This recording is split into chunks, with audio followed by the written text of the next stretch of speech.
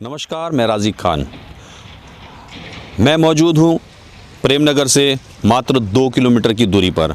यहाँ पर आप कह सकते हैं कि लॉ कॉलेज भी है और मेरे जो सामने है यहाँ पर टोंस नदी है, तो मैं वहाँ मौजूद हूँ। मैं आपको दिखाऊंगा कि किस तरह से एक बागीचे का कटान कर अवैध कॉलोनी का निर्माण किया जा रहा है। मैं दिखाना चाहूँगा कि ये आप देख सकते हैं, ये 70 बीघे का बगीचा था। यहाँ पर जो है बगीचे के पेड़ काट कर जो है अवैध कॉलोनी का निर्माण कर दिया गया है। बिना अप्रूवल, बिना एमडीडी की अप्रूवल यहाँ पर कॉलोनी काट दी गई है। और मैं ये बताना चाहूँगा कि यहाँ पर नज़दीक में ही IMA इंडियन मिलिट्री एकेडमी एक संस्थान है, देश का सर्वश्रेष्ठ संस्थान, जहाँ पर सुरक्षा की दृष्टि से इस तरह के अवैध प्लॉटिंग या निर्माण कार्य में रोक लगी हुई है।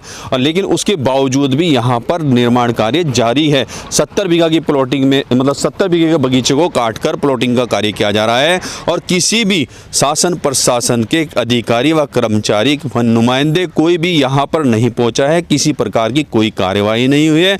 भूमाफिया ये बताते हैं कि ये जो भूमाफिया है, जो अवैध प्लॉटिंग का कार्य कर रहे हैं, इनकी शासन प्रशासन में बहुत अच्छी पकड़ है। इसके चलते ये बेपरवाह, इन्हें किसी विभाग की किसी भी तरह की कोई परेशानी नहीं है, किसी भी तरह की कोई चिंता नहीं है। और ये अवैध प्लॉटिंग का कार्य लगातार किए जा रहे हैं।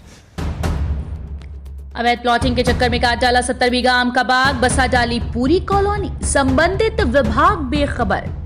बाग बगीचों का नहीं रहा कोई मोल। प्लॉटिंग का नशा, नोटों की चाह लोगों पर इस कदर हावी है कि हरे भरे खूबसूरत फलदार जीवनदायी पेड़ों का लोग कत्लेआम करने से गुरेज नहीं कर रहे।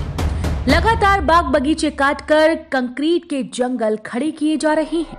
आपको बता दें कि नंदा की चौकी लॉ कॉलेज के सामने GRD स्कूल के पीछे टोंस नदी से लगता एक 70 बीघा आम का हरा भरा बाग हुआ करता था, जिस पर भूमाफिया की बुरी नजर ऐसी पड़ी कि भूमाफिया द्वारा लगातार पिछले 1 वर्ष से आम के पेड़ों का सफाया कर बाकायदा रोड डालकर प्लॉटिंग बेचने का कार्य किया जा रहा है।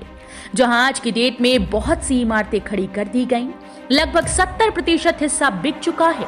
बहुत ही तेजी से अवैध रूप से निर्माण कार्य चल रहा है। सूत्रों की अगर माने तो भूमाफिया के पास ना तो किसी विभाग से किसी प्रकार के पेड़ों को काटने की कोई अनुमति ली गई और ना ही भूमाफिया के पास कॉलोनाइजर का लाइसेंस प्राप्त है और ना ही इस अवैध रूप से बस रही कॉलोनी का MDDA से किसी प्रकार का कोई नक्शा पास कराया गया है।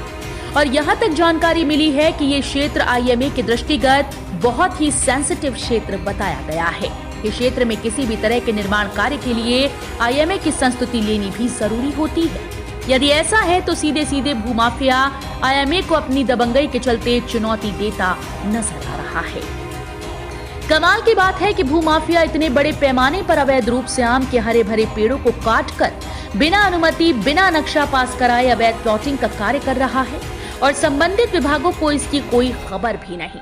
सोया हुआ है उद्यान विभाग, सोया हुआ है राजस्व विभाग, सोया है जंगलात विभाग और सोया हुआ है MDDA विभाग। या यूं कहें कि भूमाफिया की पकड़ के चलते संबंधित विभाग बेबस साबित हो रहे हैं। और यदि ये क्षेत्र सुरक्षा की दृष्टि से सेंसिटिव क्षेत्र है तो क्या कर रही है देश की सुरक्षा एजेंसी?